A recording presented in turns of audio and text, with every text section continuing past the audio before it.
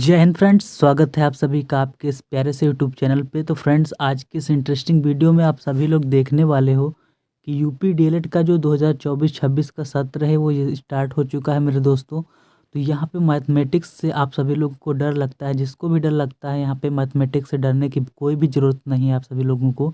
यहाँ पे मैथमेटिक्स के आज संपूर्ण सिलेबस की बात करेंगे, आज पूरा पाठ्यक्रम जो होता है इसकी बात करेंगे और कब से क्लासेज स्टार्ट हो रही हैं। तो आपको डेली क्लास यहाँ पे लेने की ज़रूरत पड़ेगी और डेली क्लास लेने में आपको इस प्रकार से पढ़ाया जाएगा कि आप लोगों को यहाँ पे लगेगा ही नहीं कि ये मैथ है, ठीक है।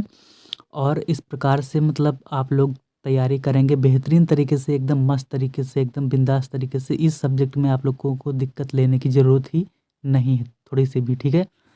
तो इसका जो जो भी भार हो, जो भी आपको लग रहा हो टेंशन, जो भी आप लोगों को थोड़ा सा भी तनिक सी भी टेंशन हो, वो सब कुछ मेरे ऊपर लाद दीजिए, ठीक है। तो चलिए चलते हैं यहाँ पे इस संपूर्ण सिलेबस का जो है यहाँ पे आपको दिखाते हैं, सब संपूर्ण सिलेबस के बारे में डिस्कशन करते हैं।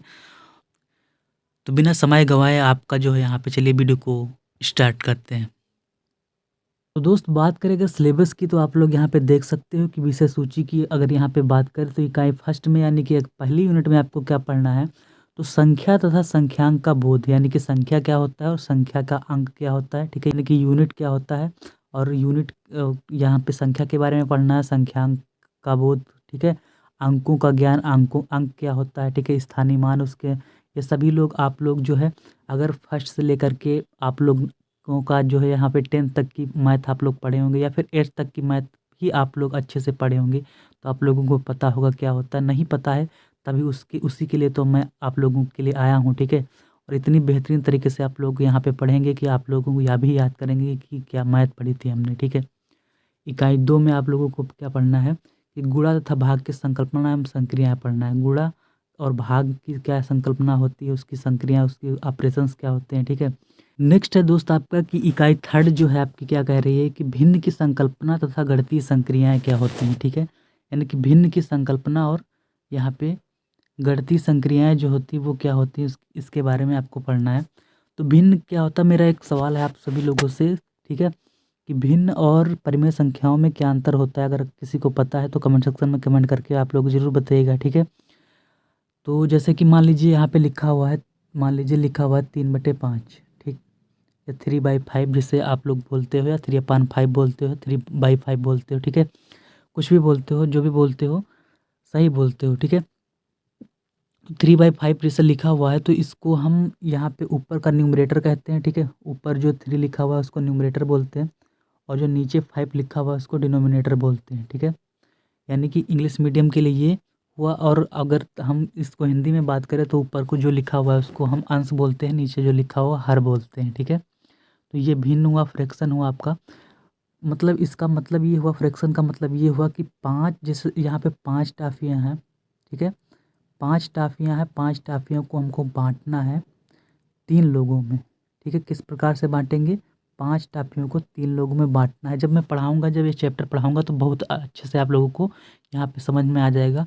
केवल ऐसे रटना नहीं कि हमको भिन्न का मतलब जोड़ कर लेना है, भिन्न का हमको एडिशन कर लेना है, सब्सट्रैक्शन कर लेना है, मल्टीप्लाई कर लेना है और उसका जो है यहाँ पे डिवीज़न कर लेना है, ऐसे नहीं। ऐसे तो आप लोगों को मतलब सीखे ही होंगे भिन्न होती क्या है, भिन्न का मतलब स्वरूप क्या है, भिन्न क्या चीज़ होती है, ये सब चीज़ें आप लोगों को पढ़ना पड़ेगा मस्त तरीके से, बड़े बिंदास तरीके से, है ना। इकाई 4 में क्या है, इकाई 4 अगर यहाँ पे देखेंगे तो इकाई 4 यहाँ पे ध्यान से देखोगे मेरे दोस्त, इकाई 4 क्या है। तो इकाई 4 की बात करें, दशमलव संख्या की अवधारणा, है ना। दशमलव संख्या क्या होता है, दशमलव संख्या में प्रयुक्त अंकों का स्थानीय मान। मतलब पहले आप सीखेंगे ऐसे ही संख्या का स्थानीय मान, जैसे लिखा हुआ है, मान लीजिए 2 4 6 8 9, ठीक है। अब यहाँ पे लिखा हुआ 2 4 6 8 9। अब इसमें से 4 का स्थानीय मान पूछ लिया, ठीक है। तो आप लोगों को बताना है 4 का स्थानीय मान क्या होगा। तो 4 का स्थानीय मान जैसे, तो आपको डायरेक्ट ट्रिक मैं आप लोगों को बताऊंगा। जैसे 4 का स्थानीय मान है, आपको पता करना है स्थानीय मान मतलब स्थान का, उस स्थान का मान मतलब प्लेस वैल्यू, है ना। फेस वैल्यू होता है एक, प्लेस वैल्यू, तो किस प्लेस पर है वो। तो यहाँ पे जैसे अगर हम इंग्लिश मीडियम की बात करें या हिंदी मीडियम की बात करें तो यहाँ पे वंस, टेंस, 100, 1000, 1000 पे है कि नहीं है। हिंदी मीडियम की बात करें अगर, तो हिंदी में इकाई, दहाई, सैकड़ा, हज़ार, हज़ार पे है वही 1000 का मतलब हज़ार होता है। तो हज़ार के स्थान पे है 4, तो 4 को हम क्या करेंगे, 1000 से मल्टीप्लाई कर देंगे। 1000 में कितने जीरो होते हैं, 3 जीरो होते हैं। तो 4 के बाद हम सीधे ट्रिक का इस्तेमाल करेंगे। 4 के बाद हम सीधे क्या करेंगे मेरे दोस्त, 4 के बाद हम या तो फिर क्या करेंगे, 4 के बाद जितने अंक हैं पीछे, 4 के बाद यहाँ पे अलग कलर से थोड़ा दर्शाएंगे जिससे कि आपको समझ में आएगा क्या होता है। 4 के बाद 3 जीरो हैं, 4 के बाद हम क्या करेंगे, 3 जीरो लगा देंगे। ठीक है, तो 4000 क्या हो गया यहाँ पे, इसका स्थानीय मान हो गया। ठीक है, बस इतना सा करना है हमको, 4000 इसका स्थानीय मान हो जाएगा। और जैसे यहाँ पे 6 का पूछे तो 6 के बाद कितने अंक हैं, 6 के बाद 2 अंक हैं, तो 6 के बाद 2 जीरो कर देंगे। मतलब ट्रिक के माध्यम से मैं बता रहा हूँ। अगर किस में आ जाए, बहुविकल्पी में आ जाए, ऑप्शनल में आ जाए, तब आपको यही ऐसे मारकर चल देना है। मतलब चल नहीं देना है वहाँ से उठ कर के, मतलब पेपर जब आपका ख़त्म हो जाए तभी चलना है। ये मत कहना कि सर ने बताया था तो चल देना है। ठीक है, मतलब ये हो गई मजाक की बात। अब चलिए चलते हैं कि इसका, ये तो हो गया 2 4 6 8 9 का। आप इससे पॉइंट का पूछे तो पॉइंट का कैसे आप स्थानीय मान निकालोगे, गणितीय संक्रिया है ना, इसका कैसे क्या सिस्टम होता है, वो सब कुछ आप लोग सीखेंगे यहाँ पे। अपवर्तक क्या होता है, विभाजक क्या होता है, अपवर्त क्या होता है, गुणज क्या होता है, समापवर्तक क्या होता है तथा समापवर्त क्या होता है, उसका उसी सब की चीज़ की अवधारणा आपको सीखना पड़ेगा। यहाँ पे कॉन्सेप्ट क्या आता है ना, अवधारणा का मतलब कॉन्सेप्ट, सब एकदम बेसिक कॉन्सेप्ट आपको एकदम बेहतरीन तरीके से सिखाया जाएगा। भाज्य तथा अभाज्य संख्याओं का अर्थ, भाज्य संख्याएं क्या होती हैं, है ना, प्राइम नंबर क्या होती हैं, अभाज्य संख्याएं क्या होती हैं, है ना, कंपोजिट नंबर क्या होती हैं, संख्याओं का अर्थ क्या, और लघुत्तम समापवर्तक एलसीएम क्या होता है, एचसीएम का क्या होता है, इसका कॉन्सेप्ट आप लोग सीखेंगे बेहतरीन तरीके से। जैसे मान लीजिए आप बताइएगा कि सबसे छोटी भाज्य संख्या क्या होती है, सबसे जो है छोटी भाज्य संख्या क्या होती है, और सबसे छोटी 2 अंकों की भाज्य संख्या क्या होती है, ये आप लोग बताइएगा। ठीक है, सबसे जो है समभाज्य संख्या क्या होती है, समभाज्य संख्या जो होती है वो क्या होती है, और अभाज्य संख्या में आप लोग बताइएगा कि सबसे छोटी सम अभाज्य संख्या क्या होती है। ठीक है, ये सारे क्वेश्चन हैं, तो आप लोग कमेंट सेक्शन में कमेंट करके बताइएगा। फिर उसके बाद इकाई 7 में आपको क्या पढ़ना है, इकाई 7 में आपको पढ़ना है प्रतिशत का अर्थ। ठीक है, प्रतिशत का अर्थ पढ़ना है। प्रतिशत क्या होता है, तो प्रतिशत का सिंबल कैसे होता है, जैसे ऐसे बहुत लोग ऐसे, ये यहाँ पे प्रतिशत का अर्थ क्या होता है, संकेत तथा प्रतिशत ज्ञात करना, ये सभी इतनी अच्छे तरीके से आप लोग सीख लोगे कि आप लोग कभी भूलोगे नहीं। इकाई 8 में आपको क्या पढ़ना है कि अवर्गीकृत आंकड़ों का पिक्टोग्राफ। ठीक है, पिक्टोग्राफ, बार ग्राफ, पाई ग्राफ, ये सब आप लोग सुने होंगे, इनको एकदम बेहतरीन तरीके से मैं पढ़ा दूंगा आप लोगों को। इकाई 9 में पढ़ना है सजातीय श्रेणी, सॉरी सजातीय तथा विजातीय बीजगणितीय व्यंजकों का बोध, इनका जोड़, इनका घटाना। ठीक है, सब कुछ आप लोगों को यहाँ पे पढ़ाया जाएगा। अगला है फिर पढ़ना है आपको इकाई 10 में पढ़ना है तल, तलखंड, बिंदु रेखा, वक्र रेखाखंड, किरण तथा कोण की संकल्पना। अब किरण क्या होता है, जैसे कि किरण और रेखा में क्या अंतर है, तो किरण जैसे क्या हो गया, किरण में जैसे मान लीजिए सूर्य, अब आप लोग पढ़ते होंगे कि सूर्य के प्रकाश की किरण, है ना, तो सूर्य का प्रकाश क्या होता है, एक फिक्स उसका पॉइंट होता है। जैसे मान लीजिए सूर्य का प्रकाश हुआ, ठीक है, अब एक फिक्स पॉइंट हुआ, दूसरा पता नहीं कहाँ पे जा कर के ये कहाँ पे उसकी किरण जाएगी, तो कोई पता नहीं। तो एक पॉइंट फिक्स होता है, एक पॉइंट फिक्स होता है। ठीक है, एक पॉइंट फिक्स हुआ, तो ये हो गया रे, इसे बोलते हैं रे, है ना, रे मतलब किरण। ठीक है, और जो रेखा होता है, रेखा के दोनों किनारे क्या होते हैं, वो फिक्स नहीं होते हैं। तो ये सब मैं पढ़ाऊँगा जब, तो आप लोगों को अच्छे से समझ में आएगा।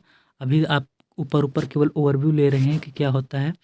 उसके नेक्स्ट यूनिट है कि पटरी तथा प्रकार की सहायता से जो है आपको 60 डिग्री, 90 डिग्री तथा 120 डिग्री का कोण बनाना है, यानी कि 60 डिग्री, 90 डिग्री, 120 डिग्री का कोण आप लोग जो है यहाँ पे बनाने के लिए सीखोगे। ये इतनी आसान होता है कि आप लोग जो है यहाँ पे मान लीजिए ऐसे करके तक उसके बाद ऐसे, है ना, ऐसे चाप मारोगे ऐसे, फिर ऐसे, और फिर वो मैं बताऊंगा आप लोगों को किस प्रकार से आपको यहाँ पे बनाना है कोड। ठीक है, और इतना ईजी होता है कि आप लोग ऐसे सीख लोगे कि आपको दोबारा कभी भी भूलोगे ही नहीं, ठीक है। नेक्स्ट यूनिट है मेरे दोस्त इकाई नंबर 12। क्या है कि कोड के प्रकार। देखिए कोड के प्रकार कौन कौन से होते हैं। न्यून कोड होता है, सम कोड होता है ना, अधिक कोड होता है, बहुत सारे कोड होते हैं। तो इन सब कोडों के बारे में आपको बहुत अच्छी बेहतरीन तरीके से बताया जाएगा। न्यून कोड क्या होता है, जैसे 0 डिग्री हो गया है ना, 0 डिग्री से बड़ा हो गया, और यहाँ पे 0 डिग्री से बड़ा 90 डिग्री से छोटा है ना, ये इनके बीच में जो भी कोड होगा न्यून कोड होगा, है ना, ये चीज़ आप। और उसके बाद जो है समकोण क्या होता है, अधिक कोण क्या होता है, समकोण, अधिक कोण, और फिर त्रिभुज, आयत, वर्ग तथा वृत्त की अवधारणा, ये सब आप इनके अंगों की जानकारी क्या होता है। त्रिभुज क्या होता है, जो 3 भुजाएं होते हैं, जिसमें आयत क्या होता है, आयत अब 4 भुजाएं होती है तो चतुर्भुज कहलाता है, लेकिन आयत की कुछ अलग विशेषता होती है, ठीक है। जैसे आयत के आमने सामने की भुजाएं बराबर होती हैं, ठीक है, आमने सामने की भुजाएं क्या होती बराबर होती हैं। वर्ग क्या होता है, चारों भुजाएं बराबर होती हैं। वृत्त क्या होता है, मतलब वृत्त उस बिंदु का बिंदुपथ होता है जिससे, जैसे यहाँ पे बिंदु का बिंदुपथ का मतलब क्या होता है, जैसे यहाँ पे मान लीजिए मैं आप लोगों को यहाँ पे अगर बताऊँ, ठीक है, सादे पेज पे यहाँ पे समझ लीजिए आप लोग, जैसे मान लीजिए ये आपका वृत्त का केंद्र है, ठीक है। तो केंद्र अभी मतलब वृत्त की परिभाषा जब देंगे तो केंद्र अभी केंद्र से नहीं मतलब है। अब जैसे ये बिंदु, ऐसे बिंदु बनाते चले जाएंगे तो बिंदु का बिंदुपथ, मतलब ऐसे इनको जब मिलाएंगे तो ऐसी चीज़ बनेगी, क्या बनेगी, तो वृत्त उस बिंदु का बिंदुपथ है। बिंदु का पथ मतलब मार्ग, बिंदुपथ है, जिससे क्या होगा, एक निश्चित बिंदु की दूरी जो होगी वो हमेशा क्या होगी, फिक्स रहेगी।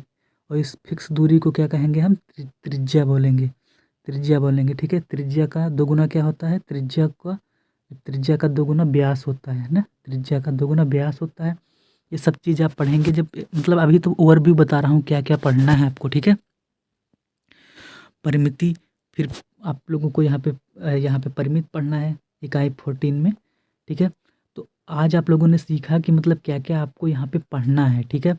और फिर एक एक यूनिट आप लोगों की कल से स्टार्ट हो जाएगी। तो यूट्यूब पे फ्री ऑफ कॉस्ट है, आप लोगों को बता दूं कि फ्री ऑफ कॉस्ट है, कोई भी पैसा नहीं लगने वाला है आपका, ठीक है। आप कॉलेज जाते हो या फिर ना जाते हो, कोई दिक्कत की बात नहीं है, आप यहाँ पे इनकी क्लास ले सकते हैं, ठीक है।